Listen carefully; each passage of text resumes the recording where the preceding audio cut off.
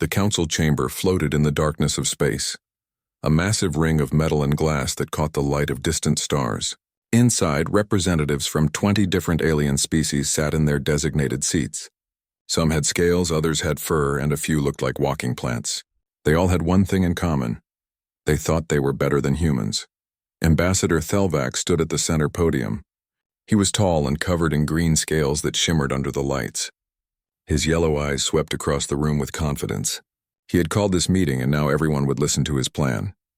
Honored council members, Thelvax began, his voice smooth and cold. We have a problem. The humans of Earth have discovered space travel. They want to join our galactic coalition. But I ask you, are they worthy? Murmurs spread through the chamber. Some council members nodded, while others whispered to their neighbors. Thelvax continued. Earth is what we classify as a Class 0 death planet. The gravity is crushing. The weather is violent and unpredictable. Disease and predators kill millions of creatures every year. Yet somehow humans survived. They claim this makes them strong. He paused, letting his words sink in. I say it makes them dangerous. Counselor Mirandis, a being with blue skin and large eyes, raised her webbed hand. What do you propose, Ambassador? A smile crossed Thelvax's reptilian face.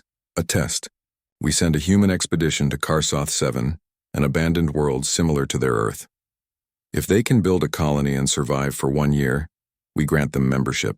If they fail, we know they are not ready for civilized galactic society. The chamber erupted in discussion. Some thought it was fair.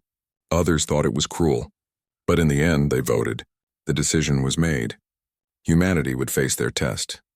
On Earth, Captain Day-Wan received the message in his office at the Space Command headquarters. He was a man in his 40s with gray streaks in his dark hair and eyes that had seen both joy and sorrow. He read the transmission 3 times before calling his team. The conference room filled quickly. Dr. Ji-Woo arrived first, carrying her tablet filled with biological data. She was young and brilliant, always asking questions that made others uncomfortable. Engineer Tae-hoon came next, a quiet man who solved problems with his hands as much as his mind. Then came Hee-jin, who could make plants grow in concrete if needed. Security Chief Sang-woo entered with his usual serious expression, already thinking about potential dangers. Finally, Medical Officer Yoon-ji rushed in, apologizing for being late. Daewon projected the message on the wall screen. They all read in silence. It's a trap, Sang-woo said flatly. They want us to fail. Maybe, Daewon replied. But it's also an opportunity. If we succeed, humanity gets access to thousands of worlds, advanced technology, and allies across the galaxy. Ji-Woo studied the data about Karsoth 7. Her eyes widened. This planet, it's worse than Earth. The gravity is stronger. The atmosphere is thicker. Look at these life forms. Everything there is designed to kill. Sounds like home, Tae-hoon said with a slight smile. Hye-jin laughed despite the tension. He's right. Our ancestors survived ice ages, plagues, and predators that make these alien creatures look gentle. We're still here, Yoon-ji looked worried, but we'll only have basic supplies. The coalition is giving us outdated equipment, 1 transport ship. No backup. Daewon stood and placed his hands on the table. Then we'll make do with what we have. That's what humans do best. We adapt, we overcome, we survive. He looked at each person in turn. I'm not ordering anyone to go. This is volunteer only. But I'm going to that planet, and I'm going to prove that humanity deserves its place among the stars. One by one, his team members nodded. 3 months later, 200 volunteers boarded the transport ship named Horizon's Promise. They came from every continent on Earth, bringing different skills, languages, and perspectives. Among them were builders, farmers, doctors, teachers, and soldiers. Some were old, some were young. All were determined. The ship lifted off from Earth on a clear morning. As they broke through the atmosphere, many crew members pressed their faces to the windows, watching their home planet shrink behind them. Some cried, others stayed silent. Daewon stood on the bridge, his jaw set with determination. The journey to Karsoth 7 took 6 weeks. During that time, the crew trained constantly. Sang-woo ran combat drills. Hee-jin taught people about hostile environment agriculture.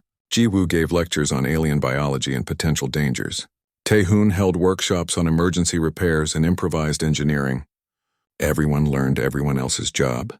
On a death planet, versatility meant survival. Above Karsoth 7 in a pristine monitoring station, alien observers gathered to watch the human arrival. They had placed bets on how long the humans would last. Some said 3 months. Others gave them only weeks. Thelvax predicted they would request evacuation within days. When Horizon's Promise entered orbit around Karsoth 7, alarms immediately began blaring.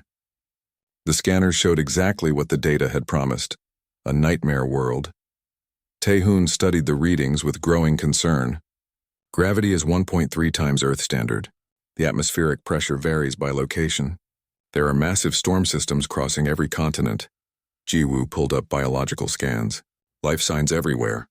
Large predators in every biome. The plant life appears to be partially carnivorous. I'm reading toxins in the soil and water. Perfect vacation spot, someone muttered from the back of the bridge. Day 1 ignored the comment and focused on the planet's surface. The Coalition had recommended a landing site on a flat plain, far from water sources. He immediately dismissed it. That location had no natural resources and no protection from the elements. Instead, his eyes found a river delta on the western continent. It had access to water, diverse terrain for farming, and natural barriers formed by rock formations. It was risky because predators would be drawn to the water, but the benefits outweighed the dangers. There, he pointed. That's where we build our home. His navigation officer looked doubtful. Sir, the Coalition suggested. The Coalition wants us to fail, Day 1 interrupted. We're not following their suggestions. We're following our instincts. Set course for the Delta. In the monitoring station, the alien observers watched in confusion as the human ship ignored the recommended landing zone. Thelvax hissed with annoyance. Foolish apes. They're landing in one of the most dangerous regions on the planet. But Counselor Mirandis, who had arrived to watch the experiment personally, said nothing. She simply observed with her large, thoughtful eyes. Horizon's Promise descended through Karsoth 7's thick atmosphere. The ship shook and groaned as it fought against the planet's pull. Wind buffeted the hull. Lightning from a passing storm lit up the view screens. Several crew members gripped their seats, their faces pale. Day 1 remained calm, steady. We've landed on Earth in worse conditions. The landing gear extended. The retro thrusters fired. With a thunderous roar and a cloud of dust, Horizon's Promise touched down on alien soil. Through the view screen, the crew got their first real look at Karsoth 7. The landscape was beautiful and terrifying. Strange trees with purple leaves swayed in the wind. The sky was a deep orange color. In the distance, something massive moved through the forest, shaking the ground with each step. Sang-woo checked his weapons. Welcome to hell. Day 1 smiled grimly. No, welcome to our new home. Let's get to work. The cargo bay doors opened and 200 humans stepped onto a planet that was supposed to kill them. The first night on Karsoth 7, nobody slept well. The sounds of the planet kept everyone awake. Strange howls echoed from the forest. Something with heavy footsteps circled the camp perimeter. The wind carried scents that burned the inside of the nose. Every few hours, the ground trembled slightly, reminding them that this world was alive and active. Day 1 walked through the temporary camp, checking on his people. They had set up the basic shelters provided by the Coalition, thin metal structures that barely blocked the wind. He could see the fear on many faces, but also determination. These people had volunteered knowing the risks. The first week was brutal. On the third day, a young engineer named Hyunwoo was nearly killed. He had wandered 30 meters from camp to collect soil samples when the attack came.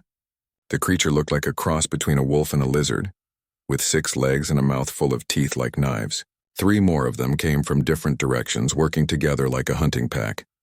Hyunwoo's screams brought Sang-woo and his security team running. They fired their weapons and the creatures scattered, but not before one of them had torn deep gashes across Hyunwoo's leg. Yoonji worked for 3 hours to save him, using every medical supply she had. That night, Day 1 called a meeting. Everyone gathered in the largest shelter, packed shoulder to shoulder. I won't lie to you, he said. This planet wants us dead. Every day here will be a fight. Some of us might not make it. He paused, looking at each face. But we're human. Our ancestors faced worse. They fought cave bears and saber-toothed cats with nothing but stone weapons. They crossed frozen oceans and burning deserts. We carry their strength in our blood. Sang-woo stepped forward. Starting tomorrow, nobody goes anywhere alone. We work in teams of 4 minimum. Always armed, always alert. The botanist Mi-sun raised her hand. I've been studying the local plants. 6 out of every 10 contain toxins. Some will kill you if you touch them. Others release spores that cause hallucinations. We need to mark the dangerous ones and find the safe ones fast. Heejin nodded. I'll work with you. Back on Earth, humans learned which plants to eat through trial and error over thousands of years. We don't have that much time, but we have better tools. We'll figure it out.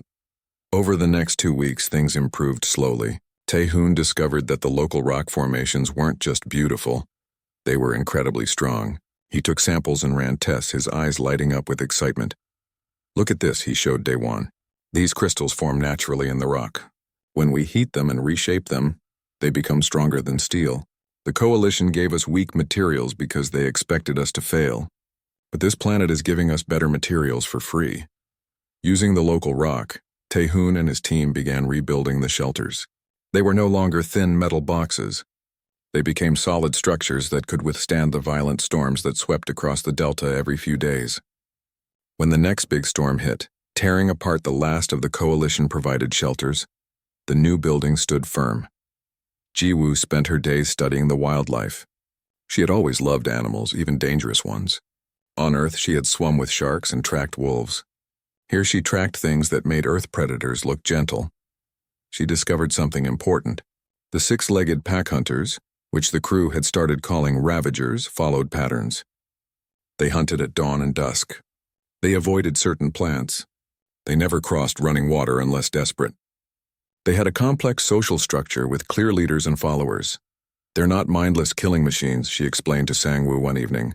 They're intelligent. They communicate. They care for their injured. In many ways, they're like wolves back on Earth. Sang-woo frowned. Wolves that can bite through metal. Yes, but wolves that can be understood. Wolves that follow rules. Ji-woo's eyes had a distant look. I have an idea, but everyone will think I'm crazy. Meanwhile, in the monitoring station above, the alien observers were confused. Ambassador Thelvax paced back and forth, his tail swishing with agitation. They should be dead by now, he hissed. That storm should have destroyed their camp. The predators should have picked them off one by one. Instead, they're building permanent structures. Counselor Miranda studied the video feeds with interest. They're adapting faster than any species I've ever seen. Look at how they've organized themselves. Every person has multiple roles. They share knowledge freely. When one person discovers something useful, everyone learns it within a day. It's a temporary success, Thelvax insisted. Wait until the real challenges begin. Wait until disease strikes or food runs short, or they start fighting among themselves. All primitive species break down eventually, but the humans didn't break down. When a strange illness began spreading through the camp, causing fever and violent nausea, Yoonji didn't panic. She collected samples, studied them under her microscope, and discovered the cause. A microscopic parasite in the local water. The solution came from an unexpected source. Mi-sun had been cataloging plants and found one with natural antibacterial properties. Working together, Yoonji and Mi-sun created a treatment. Within a week, everyone had recovered. They also developed a water purification system using the local plants, solving the problem permanently. Food was the next challenge. The rations from Earth would only last 6 months. Hyojin needed to make crops grow in alien soil, and she needed to do it fast. She started with Earth seeds, trying to grow them in Karsoth 7 soil. Most failed. The soil was too acidic, too rich in minerals that Earth plants couldn't process. But Hyojin didn't give up. She began experimenting, mixing Earth soil with local soil in different ratios. She added local bacteria. She tried different locations with different sun exposures. After dozens of failures, she had her first success. A potato plant not only grew, it thrived. It was larger than any potato plant on Earth, with tubers twice the normal size. The high gravity and rich soil made it strong. Look at this, she showed Daewon, holding up a massive potato. This one plant could feed 5 people. If we can replicate this with other crops, we'll have more food than we know what to do with. But the coalition wasn't giving up. The next supply drop arrived on schedule, but when the crew opened the containers, they found problems. The water filters were cracked. The power cells were expired. The medical supplies were missing key components. It looked like accidents, but Daewon knew better. They're sabotaging us, Sang-woo said angrily. They want us to fail so badly they're willing to cheat. Daewon felt anger rising in his chest, but he pushed it down. Anger was useless. Then we stopped depending on them. From now on, we use what this planet gives us. We adapt. We overcome. 2 months into the colony, they named their settlement New Sol. It was a reminder of home, but also a promise of something new. The settlement had grown from a cluster of weak shelters into a proper camp with strong buildings, clear streets, and organized work areas. Young Ho, who had been a teacher on Earth, organized the colony's first celebration. It was a simple meal using their first harvest of local vegetables mixed with earth spices, but it felt like a feast. People laughed and told stories. For a few hours, they forgot about the dangers outside. Jiwoo approached Daewon during the meal. "I want to try something. Something nobody has ever done before." "I'm listening," he said. "I want to domesticate the Ravagers." Daewon nearly choked on his food. "The creatures that nearly killed Hyunwoo? The ones with teeth that can bite through steel? Those Ravagers?" "Yes, think about it. Early humans domesticated wolves and wolves became dogs. The Ravagers are intelligent pack animals. They can be taught. If we can make them allies instead of enemies, they'll protect us from the other predators. They know this planet better than we ever will." Daewon looked at her for a long moment. Every instinct told him it was too dangerous. But those same instincts had told him to land at the Delta, and that had been the right choice. "Okay," he said finally. "But you work with Sangwoo's team. If anything goes wrong, we pull you out immediately." Jiwoo smiled. "Thank you. You won't regret this." In the monitoring station, Counselor Myrandis watched as the human called Jiwoo began her impossible project. She had seen many species attempt to tame Class 0 predators. All had failed. Most had died trying. But something told her the humans might be different. They had already done so many things that should have been impossible. Why not one more? 6 months had passed since the humans landed on Karsoth 7. New Sol had transformed from a desperate camp into a thriving settlement. The buildings now stood 2 stories tall, built from the crystalline rock that Taehoon had discovered. Solar panels covered the roofs, collecting the intense light from Karsoth 7's orange sun. Gardens grew in neat rows, protected by fences made of local wood that was harder than iron. The alien observers in the monitoring station couldn't believe what they were seeing. Ambassador Thelvax had stopped making predictions. Every time he said the humans would fail at something, they succeeded. It was humiliating.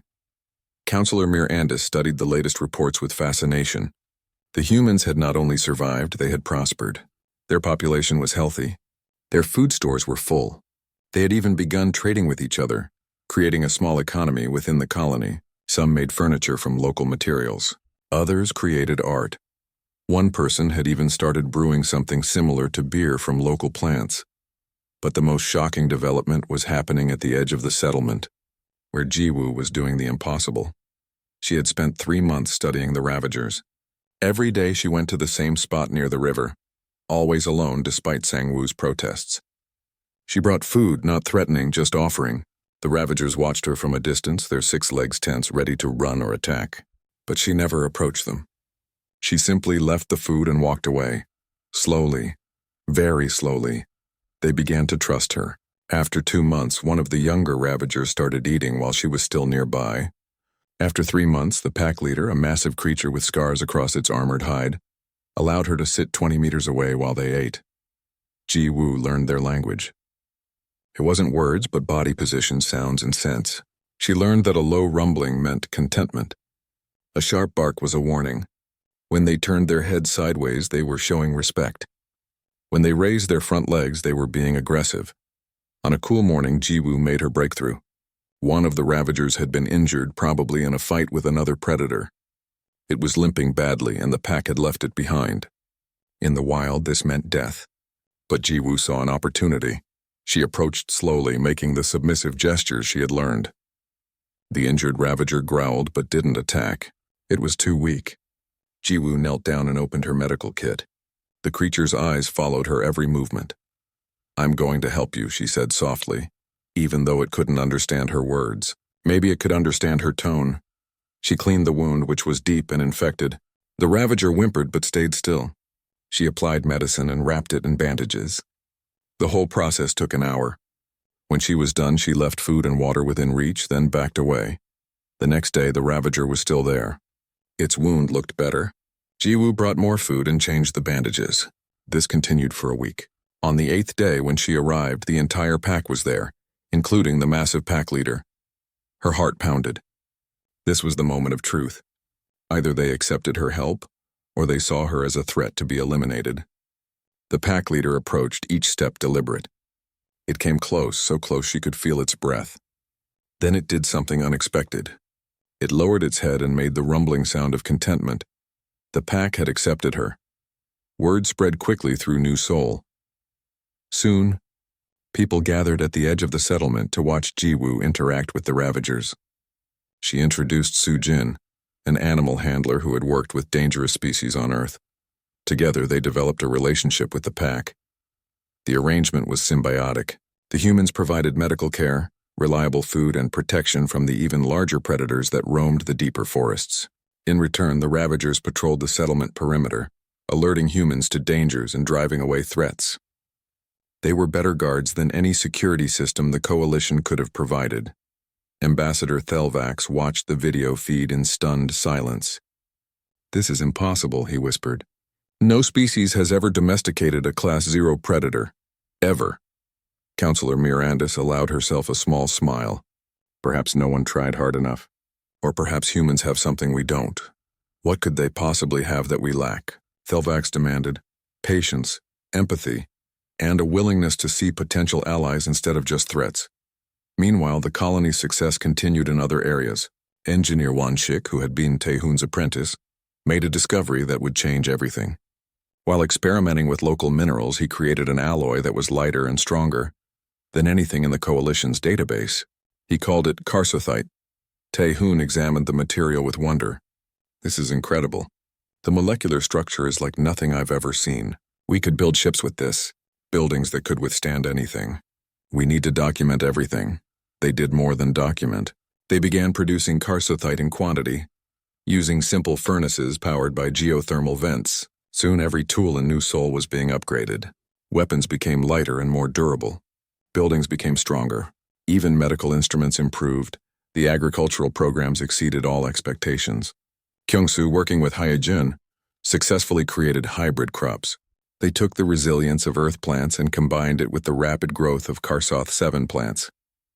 The results were extraordinary. Tomatoes grew to the size of melons.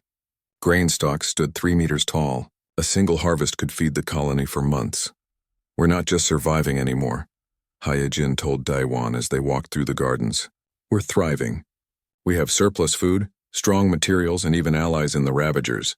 The Coalition expected us to beg for rescue. Instead, we're building something permanent." But not everyone in the colony was happy. Some people missed Earth. Others struggled with the constant danger, even though it had decreased significantly. Daewon spent his evenings talking with those who were homesick, listening to their concerns, reminding them why they came. Young-ho helped by organizing cultural events. They celebrated both Earth holidays and new Karsoth 7 traditions. The first Harvest Festival combined Korean, African, European, and Asian traditions into something unique. Children ran through the streets decorated with streamers made from local fibers. Adults shared food and stories. For one day, the colony felt less like a survival mission and more like a home. The children born on Karsoth 7 were already showing interesting adaptations. The stronger gravity was making their bones denser, their muscles more developed. Dr. Yoon-ji monitored them carefully, documenting everything. These children would grow up stronger than their parents, perfectly adapted to their new world. In the monitoring station, a special Galactic Council session was convened. Representatives from all member species attended virtually, their holographic forms filling the chamber. The topic was simple but explosive: what to do about the human success on Karsoth 7. Ambassador Thelvax spoke first. "Honored council members, we must acknowledge a difficult truth. The humans have succeeded beyond our expectations. They have not only survived on Karsoth 7, they have flourished. Their colony is stable, self-sufficient, and growing." Murmurs spread through the council. Some species were impressed. Others were worried. The humans were proving to be far more capable than anyone had predicted. A council member from the insectoid Vex species clicked forward. "The question is not whether they succeeded, but what this means for the Coalition. If we deny them membership now, we look like oathbreakers. But if we grant them membership, We must accept that they will demand rights and territories. Thelvax's scales rippled with barely contained frustration. I propose we give them one final test. Karsoth 7 experiences what we call a hell season every local year. It is a 3-month period of extreme conditions. The planet's orbit brings it closer to its sun, triggering volcanic activity, massive storms, and aggressive wildlife behavior. No coalition species has ever survived a hell season on a Class 0 world. If the humans survive this, then and only then will we grant them membership. The council debated for hours. Some argued it was unfair to keep adding tests. Others insisted that if humans were to join the coalition, they needed to prove they could handle the worst their chosen world could offer. Finally, they voted. The decision was made. The message reached New Sol 3 days later. Day 1 read it aloud to the assembled colonists. When he finished, silence filled the square. Then someone started laughing. Others joined in. Soon the entire colony was laughing. Sang-Woo shook his head with a grin. They think hell season will break us. They don't understand. We're human. Hell is where we vacation. Taehoon stood up. We have 2 months to prepare. We'll need deeper shelters, stronger buildings, and more food storage. And we'll need to protect the Ravagers, Jiwoo added. They're part of our family now. We don't leave family behind. Daewon looked at his people. They weren't afraid. They were determined. 6 months ago, they had been strangers from different parts of Earth. Now they were a community. Now they were New Sol. All right, he said. Let's show the galaxy what humans can do when we really try. In the monitoring station, Counselor Mirandis watched the humans begin their preparations. She felt something she hadn't felt in centuries, hope. Not just for the humans, but for the entire galaxy. Maybe these strange... The sky had changed. For 8 months, Karsoth 7's sun had been a distant orange glow, warm but manageable. Now it grew larger each day as the planet's elliptical orbit brought it closer to the star. The temperature rose steadily. The air became thick and hard to breathe. Strange lights danced on the horizon at night, the first signs of increased volcanic activity. Hell season was coming. New Sol transformed into a construction site. Every person worked 16-hour shifts, pushing their bodies to the limit. Taehoon designed a network of underground bunkers, using geothermal vents not just for power but for cooling. The deep tunnels would protect them from the worst of the surface heat and storms. We need to go 3 levels down, he explained to his team, pointing at the blueprints. The first level for living quarters, the second level for food storage and medical facilities, the third level for emergencies with independent air supplies and water reserves. The work was exhausting. The stronger gravity of Karsoth 7 made every shovel of dirt feel twice as heavy, but the humans had adapted. Their muscles had grown stronger over 8 months. What would have been impossible on their first day was now merely difficult. 1/6 Karsothite alloys proved essential. Support beams made from the material could hold massive weight without bending. Doors sealed perfectly, keeping out the toxic gases that volcanic vents would release. Every piece of the bunker system was engineered to withstand hell itself. Misun and Hyejin worked frantically to preserve food. They dried vegetables, canned fruits, and stored grain in sealed containers. The gardens on the surface would die during hell season, so they created underground growing chambers using artificial lights. It wouldn't produce much, but it would keep them supplied with fresh food during the long months ahead. We're trying to fit 3 seasons of work into 2 months, Hyejin said one evening, her hands covered in soil and blisters. I don't know if we can do it. We don't have a choice, Daewon replied. So we'll do it anyway. Dr. Yoonji prepared the medical facilities for every possible disaster. She stockpiled medicine, organized triage areas, and trained additional staff. During hell season, injuries would be common. Heat exhaustion, burns from volcanic ash, respiratory problems from thick air. She needed to be ready for everything. Meanwhile, Jiwoo faced a different challenge. The Ravagers were becoming agitated. They sensed hell season approaching, and their instincts told them to flee to the deep caves in the mountains. But if they left, they would abandon the humans they had bonded with. She spent hours with the pack leader trying to communicate. Using gestures and sounds, she showed them the underground bunkers. She brought them inside, let them explore, showed them that there would be safety and food. The pack leader was skeptical, but it trusted the strange 2-legged creature that had healed its pack member. 1 week before hell season began, the pack leader made a decision. The Ravagers would stay with the humans. They moved into special chambers in the bunker system, areas large enough for their massive bodies. It was unprecedented. Wild predators choosing to shelter with the prey they once hunted. Sang-woo and his security team prepared for the worst. They knew wildlife across the planet would go into a frenzy during hell season. Predators would become desperate and aggressive.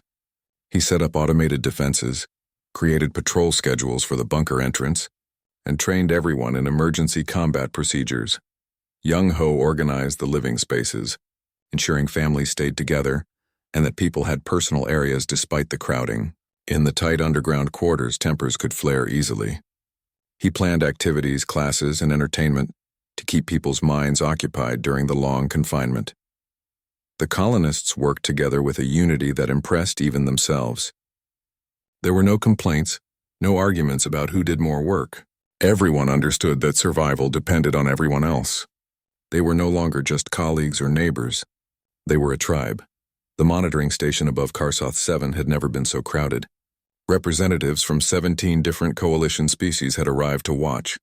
Some wanted to see the humans succeed. Others, like Ambassador Thelvax, waited eagerly for their failure. "Look at them scrambling," Thelvax said with satisfaction. "Like insects before a storm, they cannot possibly be ready in time." But Counselor Miranda saw something different. She saw organization, cooperation, and determination. They've accomplished more in 2 months than most species could in 2 years. The final day before hell season arrived clear and hot. The temperature had already risen 15 degrees. The sky had taken on a reddish tint. In the distance, the first volcano began smoking, sending a dark plume into the atmosphere. Daewon stood at the bunker entrance, watching the sunset for the last time in months. Beside him stood his senior staff. They were tired, covered in dirt and sweat, but they were ready. "Is everything secure?" he asked. Taehoon nodded. "All 3 levels are complete. We've tested every seal, every vent, every emergency system. Medical supplies are stocked," Yoonji confirmed. "We can handle anything short of a major epidemic. Food storage is at capacity," Heejin added. "We have enough for 6 months if we're careful." Sang-woo checked his tablet. "All colonists are accounted for. Everyone knows their emergency stations. The Ravagers are settled in their chambers." Jiwoo looked toward the forest. "The other wildlife is already fleeing. I hope we see them again when this is over." Young-ho smiled softly. "The first shift of entertainment is scheduled. We'll have music tonight, stories tomorrow. We'll get through this together." Daewon placed his hand on the entrance control panel. "Then let's go home. We've done everything we can. Now we see if it's enough." The heavy doors sealed shut with a deep thud. 200 humans and a pack of alien predators locked themselves underground, preparing to wait out hell. Hell season began with a roar. The first megastorm hit 12 hours after they sealed the bunkers. Wind speeds exceeded 300 kilometers per hour. The storm ripped trees from the ground and sent boulders rolling across the landscape. Rain fell in sheets so thick it was like standing under a waterfall. In the bunker, the humans felt the vibrations but stayed safe. The walls held. The seals kept out the water. Taehoon's engineering was perfect. 3 days later, the volcanoes erupted. Not just 1, but 7 major volcanoes across the continent. Ash filled the sky, blocking out the sun. The temperature paradoxically dropped from the ash cloud, but the air became toxic. Rivers of lava flowed down mountainsides, destroying everything in their path. New Seoul, built away from fault lines thanks to careful seismic mapping, survived. But the surface installations were buried under a meter of ash. Everything they had built above ground was gone, swallowed by the planet's fury. In the bunker, people listened to the destruction above and tried not to think about it. Young-ho's activities kept them occupied. Teachers held classes for the children. Musicians performed concerts in the common areas. People shared stories from their homes on Earth, reminding each other of where they came from. But tragedy struck in the second week. A section of the western bunker collapsed. The seismic activity had been stronger than expected, causing a structural failure. 7 people were trapped in the collapse. Rescue teams worked frantically, digging through rubble while volcanic tremors continued to shake the ground. They saved 3 people. 4 didn't make it. Among the dead was Boram, one of the original expedition members and Daewon's friend since their training days on Earth. The loss hit the colony hard. These were the first deaths since landing on Karsoth 7. Dr. Yunji worked herself to exhaustion treating the injured, barely sleeping, pushing her body beyond its limits. Others fell into quiet depression, mourning their friends. Day 1 gathered everyone in the main chamber. His eyes were red, but his voice was steady. "We've lost friends, family, people we loved." Boram and the others gave their lives building something important. They died making a home for humanity among the stars. He paused, looking at the grief-stricken faces. "We have two choices. We can let this break us, or we can honor them by finishing what we started. They would want us to survive. They would want us to prove that humans belong here." Young-Ho stepped forward. "We're naming the western section Boram Hall. It will be reinforced, made stronger than anywhere else in the bunker. We'll create a memorial there so everyone remembers what they sacrificed."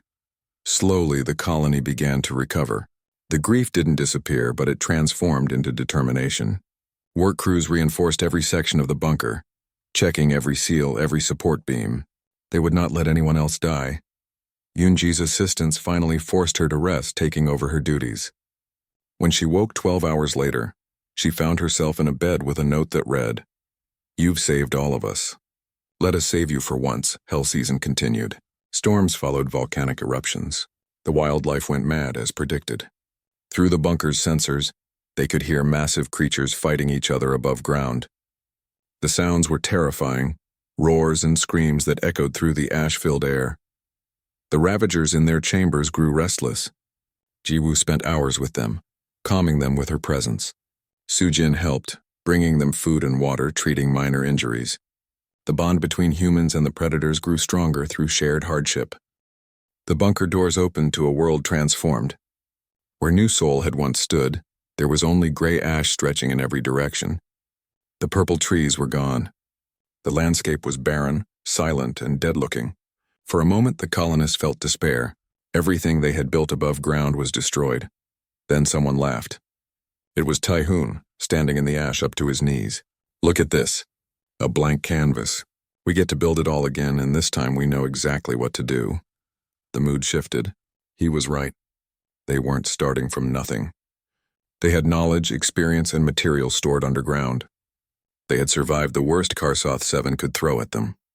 Rebuilding would be easy compared to Hell Season. The Ravagers emerged from the bunker cautiously, sniffing the strange new landscape. The pack leader looked at Jiwoo and made the rumbling sound of contentment. They had survived together. The bond was now unbreakable. The first week after Hell Season, they assessed the damage. The surface buildings were buried or destroyed, but the underground infrastructure was intact. The geothermal plants still worked. The water purification systems functioned perfectly. Most importantly, the people were healthy and motivated. Daewon organized work crews immediately. "We're not just rebuilding. We're building better. We know what this planet can do now. We designed for that." The New Seoul rose from the ash like a phoenix. This time the buildings were semi-underground with only the upper floors exposed. This would protect them from future storms. This time they used pure Karsothite for all critical structures. This time, they built with the understanding that they weren't visitors on this planet. They were permanent residents. 3 weeks after Hell Season ended, a ship appeared in orbit. But it wasn't a coalition supply ship. It was a diplomatic vessel, carrying Counselor Mirandis herself and a full delegation from the Galactic Council. The message came through on the communication systems. "Captain Daewon, this is Counselor Mirandis. We request permission to visit your colony and speak with you in person." In the rebuilt command center, Daewon looked at his senior staff. "Thoughts?" "It's a trap," Sangwoo said immediately. "They want to see our weaknesses up close." Or, Jiwoo countered, "they want to see our strengths. We did what no species has ever done. We survived Hell Season on a Class 0 world. They need to understand how." Daewon made his decision. Permission granted. Let them come. We have nothing to hide. The delegation landed 2 days later. Counselor Mirandis stepped out of the shuttle, her large eyes taking in the rebuilt colony. Beside her was Ambassador Thelvax, who looked like he had swallowed something bitter. Behind them were representatives from a dozen other species, all curious to see the humans who had shocked the galaxy. Young-Ho had organized a welcoming ceremony. It wasn't fancy, but it was genuine. Children presented the visitors with flowers grown in the underground gardens. Musicians played a fusion of Earth and Karsoth 7-themed music. The colonists had created their own culture, something unique that belonged neither to Earth nor to the Coalition. Counselor Myrandis was given a full tour of the colony. She saw the underground levels where people lived comfortably despite the limited space. She saw the agricultural chambers where hybrid crops grew at incredible rates. She saw the Ravagers living peacefully alongside humans. She saw Wanshik's workshop where Karsothite alloys were being produced. But what impressed her most was the people. They were confident, healthy, and unified. They had faced hell and emerged stronger. She requested interviews with several colonists trying to understand the secret of their success. Engineer Tae-hoon was first. He showed her a piece of Karsothite. You gave us weak materials because you thought we would fail. But this planet gave us strong materials because it wanted us to succeed. You saw Karsoth 7 as impossible. We saw it as difficult. There's a difference. Impossible means don't try. Difficult means try harder. Dr. Jiwoo was next. She introduced Counselor Myrandis to the Ravagers. The pack leader allowed the counselor to approach, a sign of incredible trust. Everyone said these creatures couldn't be tamed. But we didn't try to tame them. We tried to understand them. We offered partnership, not domination. Every human alive is descended from people who turned wolves into dogs, wild horses into transportation, dangerous rivers into sources of power. We don't fear nature. We work with it. Agricultural specialist Hee-jin showed the counselor the gardens. Earth was a death world too. Our ancestors didn't have easy lives. They faced ice ages, droughts, predators, and diseases. But they survived, and they taught their children how to survive. We're not special. We're just experienced. Every human carries the lessons of 1,000,000 years of survival in their genes. The interviews continued throughout the day. Each person gave the same message in different words. Humans succeeded because they never expected success to be easy. They succeeded because they worked together. They succeeded because failure wasn't an option when the alternative was extinction. That evening, the delegation gathered in the main hall for a formal dinner. The food was entirely local, prepared using Karsoth 7 ingredients and Earth cooking techniques. It was delicious, which surprised many of the alien visitors. They had assumed Death World food would be barely edible. Ambassador Thelvax finally spoke. His voice lacked its usual arrogance. Captain Daewon, I must confess something. This experiment was designed for you to fail. I believed humans were dangerous, violent, and unworthy of joining civilized galactic society. I was wrong. The hall went silent. An admission like this from someone like Thelvax was unprecedented. He continued. You have proven that humans possess qualities the Coalition has lost over millennia. You face challenges instead of avoiding them.